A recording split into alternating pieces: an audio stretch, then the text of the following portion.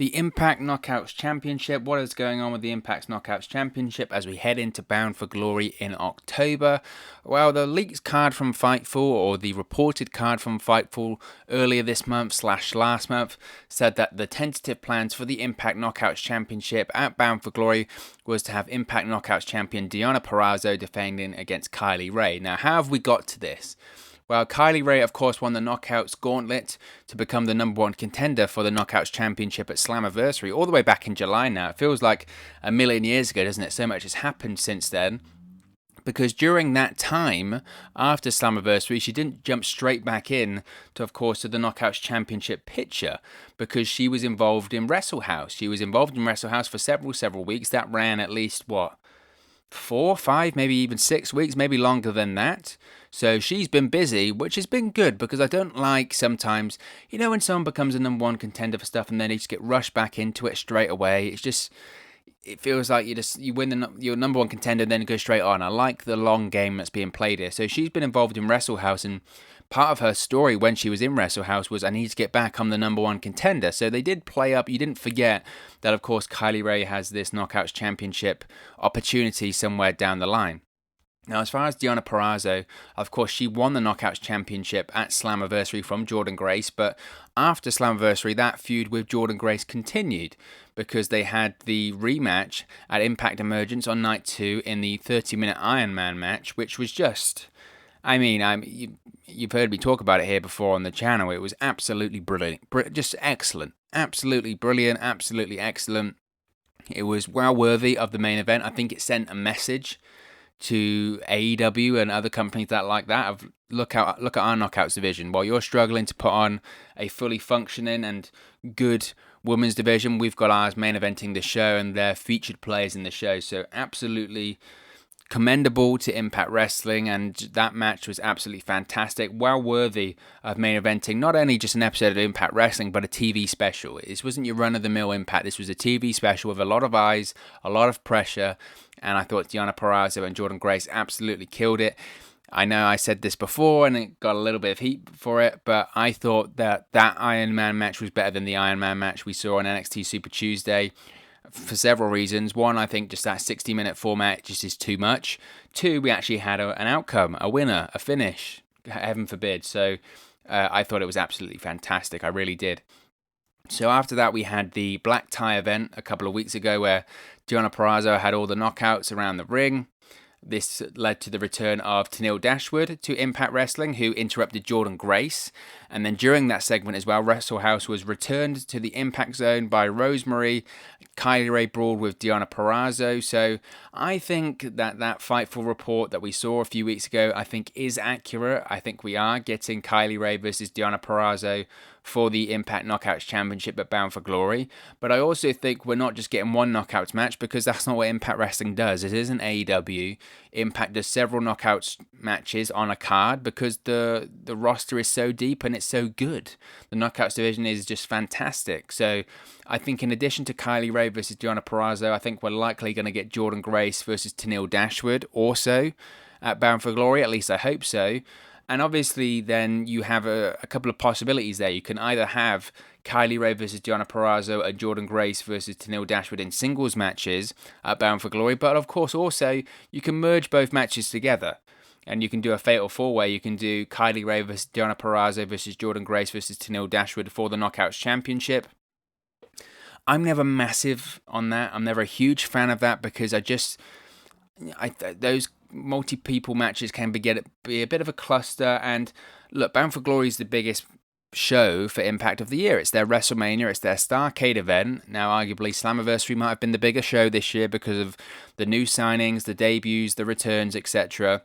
But Bound for Glory traditionally is Impact's biggest show of the year, and they're still hyping up as Impact's biggest show and biggest card of the year. And I think sometimes when you do these multi-people matches, it kind of screams to me of, we're trying to get everyone on the card. We're trying to get everyone on the card because it's the biggest show of the year. And I'm not really sure that's the right thing to do. I think, you go back to those WrestleMania cards, and nowadays, it's try and get everyone on the card. But back in the day, it was, if you're good enough, you'll get on there. If you didn't, unlucky, try again next year. And I think that's the best mentality for these kind of cards. If you didn't make it on, that's a shame. but make sure next year you give them no choice that you have to be on the card. So I would prefer to have 2 singles matches as opposed to a 4-way, because I think this would be the opportunity for Kylie Rae to get that big spotlight. So this past week on Impact Wrestling, we had Gianna Peraza teaming up with Kimberly. They faced Susie and Kylie Rae to continue this feud between Gianna Peraza and Kylie Rae as we head to Bound for Glory. Now, of course, again, they mentioned that Kylie Rae was the Knockouts #1 contender, Knockouts Championship #1 contender. She actually started off the match with Gianna Peraza. Now, to finish the match, this was, I think, an interesting insight of where this whole feud could go and this outcome could go for Bound for Glory. You had Susie connect with Su Young's finisher, the Panic Switch, on Kimberly to get the victory. So Susie and Kylie Rae defeated Gianna Peraza and Kimberly. Obviously, Kylie Rae didn't pin Gianna Peraza or nothing like that. I think that's the wise thing to do. And then after the match, we saw the signs that Su Yung is still living inside Susie. So, of course, Susie has become this sort of alter ego of Su Yung, this nicer version, almost a parody, I guess, of Kylie Rae, or a version of Kylie Rae. But you know that somewhere Su Yung still lives in Susie, and Su Yung is going to come back eventually. That dark side of Susie is going to come out at some point. And I think it's actually really interesting, because it's the long run, because or as fans, we know that Su Young's coming back. The Susie character is great, and it is funny, and it is interesting. I've said on several occasions that if anything, I find Susie more terrifying than Su Yung. That whole, like, hi, I'm Susie deal is just terrifying. It's like the Chucky thing of, like, I don't know, just something, like, innocent sometimes is very scary to me. So I find Susie way more creepy than Su Yung. I don't know about you. So, given that Susie and Kylie Rae have this relationship, I think potentially we could see Su Yung having an influence on this Kylie Rae Gianna Peraza feud, or at least the match, because I think maybe we see Su Yung return at Bound for Glory, and that's what's cost Kylie Rae the match against Gianna Peraza. I don't know. And Gianna Peraza has a partnership with Kimberly right now, so Su Yung potentially could return and join Kimberly and Gianna Peraza, have a faction there. I think personally, it's a tough one, right? Especially now that we're still quite a few weeks removed, or away rather, from Bound for Glory. It's difficult to give an accurate prediction, because there's certainly 2 ways we could go with this, and certainly 2 ways of looking at it. Kylie Rae could easily defeat Gianna Peraza at Bound for Glory, and then Kylie Rae's the sort of face of the Knockouts division, which some people think she's being positioned as. She's a big name, obviously, with her time in AEW. Over the last sort of 18 months, since she came into Impact Wrestling, she has just been on a roll. I think her matches are great, her character's great, she's getting better and better in the ring. This past weekend, or was it past weekend, or 2 weekends ago, whenever it was, she defeated Tessa Blanchard, former Impact World Champion, at the Warrior Wrestling to become their women's champion. So everyone's kind of on the Kylie Rae bandwagon at the moment, because she's very, very good. Support for Wrestle News 365 is brought to you by Manscaped, who is the best in men's below-the-waist grooming. Manscaped offers precision-engineered tools for your family jewels. Now, Manscaped, for all of my UK fans out there, Manscaped just launched in the UK. Over here in the United Kingdom, we have gone for years and years and years without using the right tools for the job. But now you can be one of the first men in England to experience their life-changing product. But it's not just limited to all of the great fans over here in the UK. This offer goes worldwide, so all of my friends over in America and around the world that are listening to this offer still does apply for you. You can still use our code. But I've got to tell you a quick story first. Now, there have been so many times, right? I'm a guy. You gotta groom down there, fellas, right? That's the most important thing. You gotta keep yourself trimmed. You gotta keep yourself proper. And a lot of the time, I've been guilty of this, of using the wrong tools for the job. I've had incidences, I'm not afraid to say it, where things have been nicked, snagged, or in fact cut down there because I wasn't being careful enough and using the right equipment. Now that just shouldn't happen. That shouldn't happen. You don't want to be worrying about cutting yourself down there. Do you know how painful that is? I can tell you, it hurts quite a lot. And I wish and hope to God it never happens to me again, and it won't happen to me ever again, because I'm using Manscaped products. That's why Manscaped has redesigned the electric trimmer. The Manscaped engineering team has perfected the greatest ball hair trimmer ever created. Big statement, but it's absolutely true. They have just released the new and improved Lawnmower 3.0 in the UK. It's also available around the world as well. Their third generation trimmer features a cutting edge ceramic blade to reduce grooming accidents. So those cuts and snags that I was telling you about before are a thing of the past. And let me tell you, when I tell you this is premium, I mean premium. The battery will last up to 90 minutes so you can get a longer, perfect shave. And not only that, you don't want to be cutting yourself and trimming yourself all over the bathroom, getting hair all over the place. That's just disgusting. The lawnmower has a waterproof technology that allows you to groom in the shower, so no more mess. And one of the coolest features, one of my favorite features about the lawnmower, is the LED light which illuminates grooming areas for a closer and more precise trimming experience. So you can shave longer, you can shave more precisely, and you can shave in the shower. What more did I need to tell you? They've also upgraded to a 7,000 RPM motor with quiet stroke technology, and let's not forget about the charging stand. You can show off your mower loud and proud because this intelligently designed stand is a convenient charging dock powered by USB. So, if you are listening to me speak right now, I want you to experience it firsthand for yourself. Let's get that bush to tush clean, and you can get 20% off and free shipping. Yeah, you heard me right there. 20% off and free shipping. All you have to do is use the code 365wrestle at manscaped.com.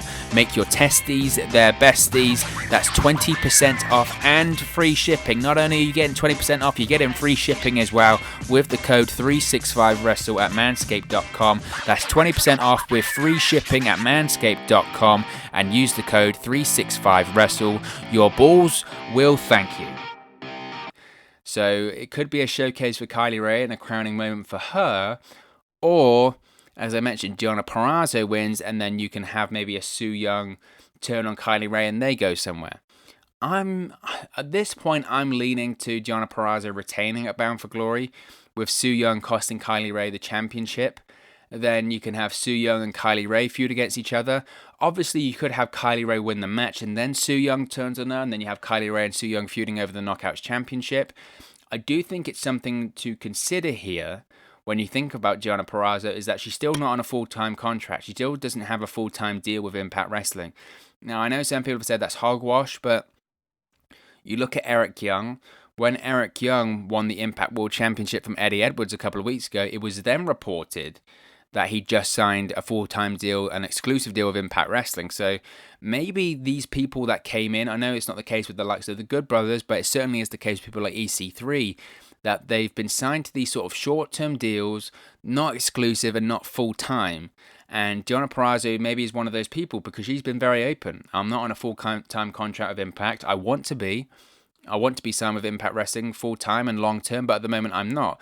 Which to me is fascinating, considering that Gianna Peraza is the Knockouts champion, and right now she's the face of that division, and she's beating all of their top knockouts. It seems crazy to me that she's not on a full-time contract, but according to her, that's not the case. That's not the case at the moment, so we'll have to wait and see on that one. I think surely it's a matter of time, because ever since she's come in, she's been very, very impressive. As I mentioned, her matches with Jordynne Grace I thought were excellent.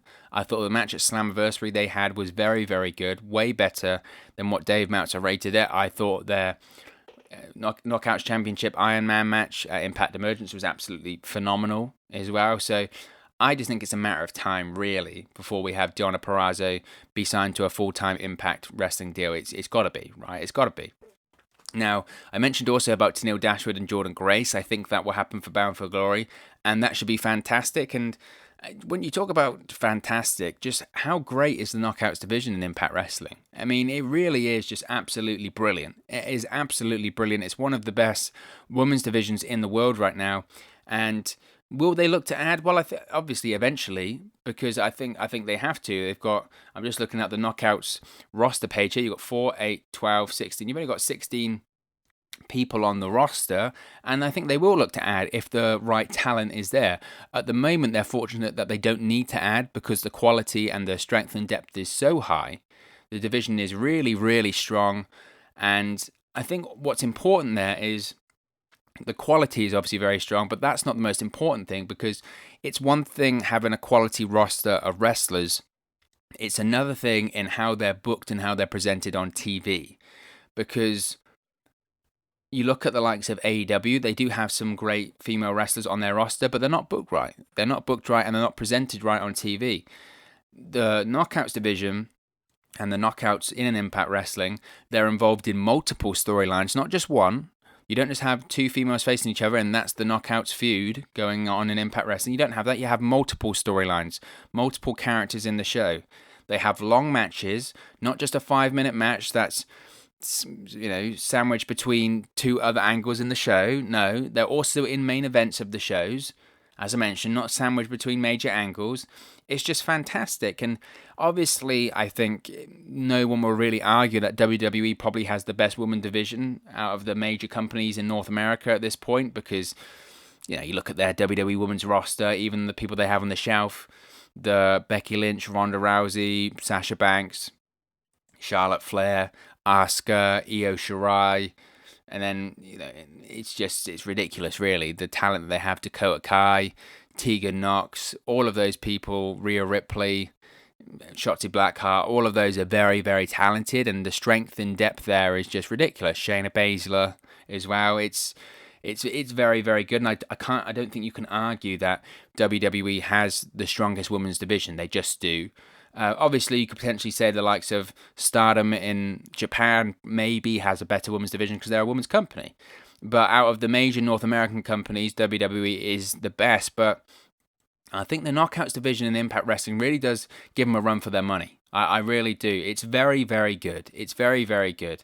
And it's just superb. It absolutely is. I don't think they're main event Bound for Glory. I don't think we're going to have Gianna Peraza versus Kylie Ray as the main event of Bound for Glory, but if Impact wanted to, they could invest in a storyline, and they have all the talent on the roster to pull that kind of a deal off. If they wanted to have the Knockouts main event Bound for Glory, and I do think they will eventually, they have the talent there to pull it off. And again, I don't want to come across as the AEW basher or always comparing Impact to AEW or NXT to AEW or anything like that, because that's really not the case. If you watch the channel, I'm a fan of all of these promotions, but obviously a massive criticism of AEW, and rightfully so, is their women's division. It's crap, if I'm going to be brutally honest. And again, that's not necessarily, I think, the talent, because some people say they need to have more talent involved, and they do need to invest in more talent, and I think they need better, higher quality workers and better names in there. But I think ultimately the problem with AEW's women's division is the way that they're booked and the way that they're presented. It just doesn't come across like a priority to AEW. It just doesn't. On WWE, like I mentioned, you've got female superstars in multiple angles, in multiple matches on the show. You watch an episode of Raw or SmackDown, you could see 2-3 women's matches. Same on Impact Wrestling, you could see multiple women's matches. You've got multiple angles going on. Like I mentioned, you've got Gianna Peraza, Kylie Ray. Then you've got Tenille Dashwood versus Jordan Grace. You've got Rosemary involved in her feud. You've got Su Yung potentially being Susie. There's lots of moving parts here. You've got Alicia Edwards involved with Eric Young. I don't know specifically, they're not maybe just actual Knockouts feuds, but they're factored into the show. They're inherently tied into the show, and you couldn't do the show without them. And I just feel that's not the case with AEW.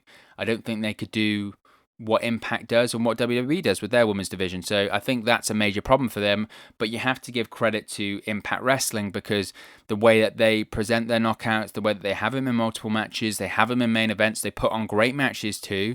You have to give credit, and it's a real unique selling point of Impact Wrestling is the quality of their knockouts division. I think it's excellent. I think it's very, very good.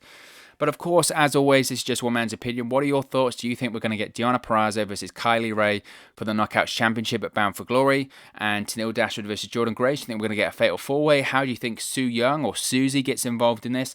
Let me know your thoughts in the comment section below. I'll be sure to respond and reply to all of your comments. Really enjoy interacting with you guys and talking with you about Impact Wrestling. If you've enjoyed this video, please do smash a like on the like button as well. Really just helps out here on YouTube. Go up the rankings and get into people's recommendation feeds if they haven't seen our videos videos previously. But most importantly, if you haven't already, please do subscribe to Wrestle News 365. You can do that by clicking the bottom right hand corner of the screen right now, or if you wait a few seconds, there'll be a subscribe button at the end of this video along with another video for you to watch. Thank you very much for watching, listening, streaming, or however you come across this video today, and I'll speak to you again very, very soon.